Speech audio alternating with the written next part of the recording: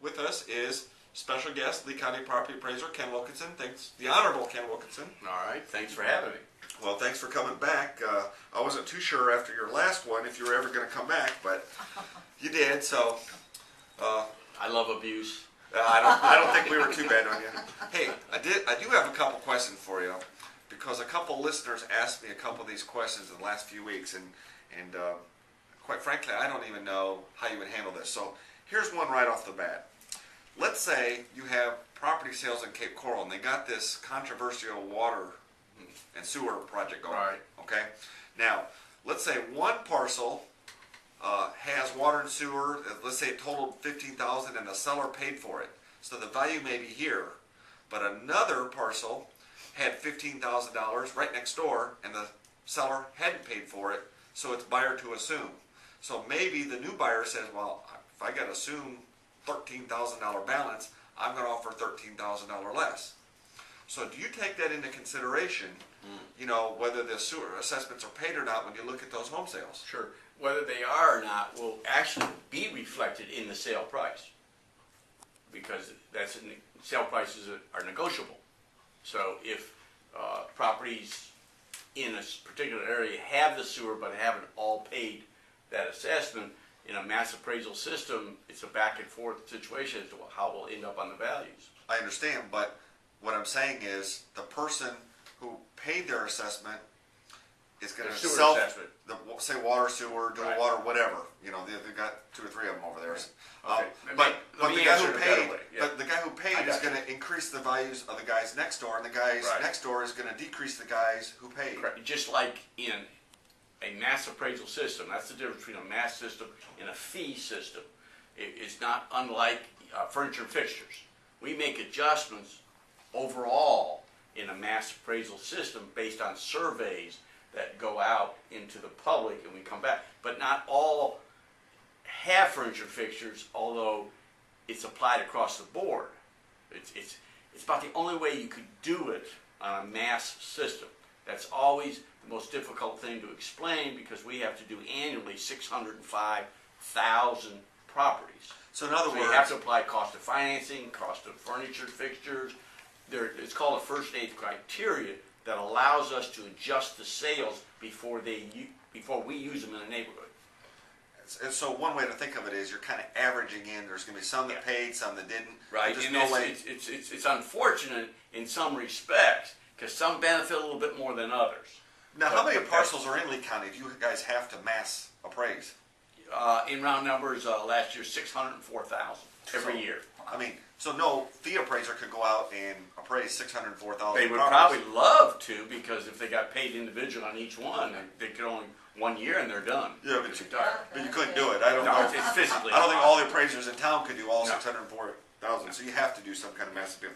Okay, that was one question. So that answers that. Got another question for you, and this is big in the news. And I'm not sure you guys have started thinking about this yet or not. Maybe you thought about it, but what about if a home has Chinese drywall, and the owner says, "Hey, I can't sell my house. It's worth next to nothing the way it is." Sure. Obviously, it's got some value because it can be fixed, but it might. Some people are saying it could cost a lot. Sure, it's an economic obsolescence. It can be a functional obsolescence. Mold is another one that we've seen more of, and when we're physically out in the field, which we do when a property is completed, and the field people are out there, if they notice an abandoned house, we will do a little of our own on-site inspection. You're not going to get it all. You can't. What happens? Same with the Chinese door. What I'm saying is, if you have that problem when you get your trim, I would suggest calling the office. We will be able to recognize it once we verify it.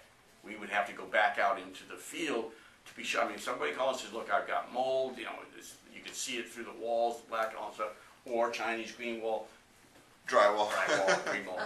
Well, jade, I was thinking. Green mold, black mold. Yeah. So you see what I'm saying? We tried it, we want to find it, but if we're not notified of it, it's hard to know where it is. Well, let's say you got a $250,000 house and it's got Chinese drywall, and it's obvious when you get out there, you inspect it. What would you do to the value? I mean, how? It would be a decrement, but you don't know until you really look at it. If in our analysis you're looking at a 30%. I mean, I don't know if that's the number, it could be 10%. But you go to builders, over time you'll figure out this is kind of a new problem. You know, we don't know how deep it is and how widespread it is.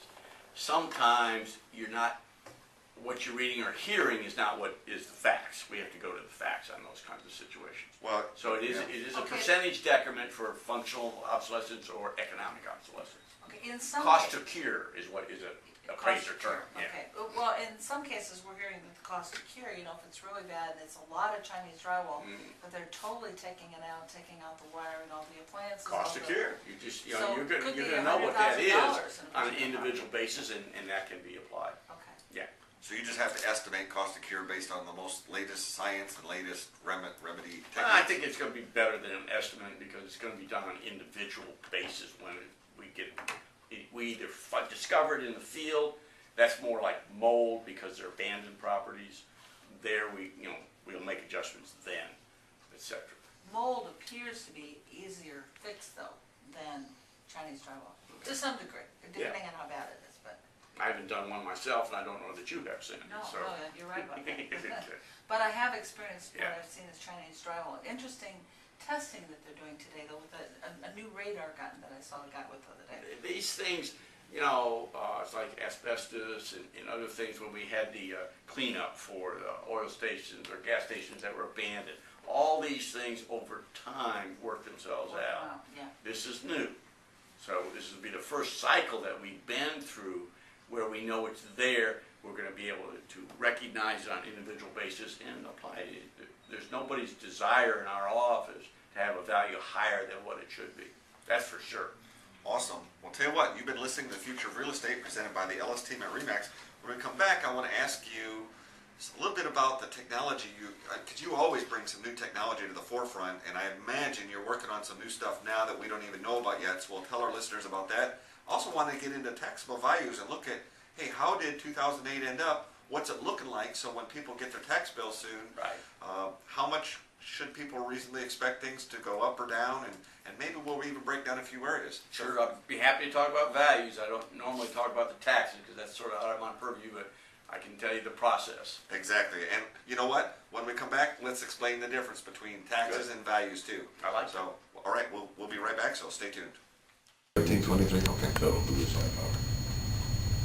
Welcome back to The Future of Real Estate. I'm Brett Ellis of the Ellis team at RE/MAX Realty Group. Our phone number, if you want to reach us, is 239-489-4042. Don't forget our website, which is topagent.com. A lot of incredible information there, including our State of the Market report, which we'll talk about. And we'll kind of, later on in the show, we'll compare and contrast how it did value-wise back when we did it last January to the values Ken has come up with as Lee County property appraiser. So it'll just be kind of interesting. They use a little bit different data, so I expect that there'll be a little bit of discrepancies there. You guys were, our office and what your numbers were awful close.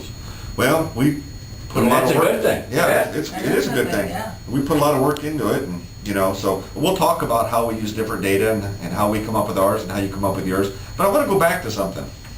I think before we went to the last break, I talked about what people could expect for property taxes, and there's an important distinction.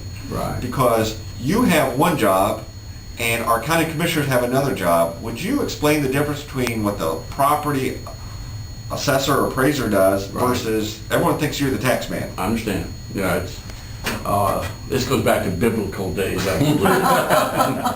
But it's a two-part process. Many states, they're called tax assessors and they're appointed. In Florida, we think it's more progressive.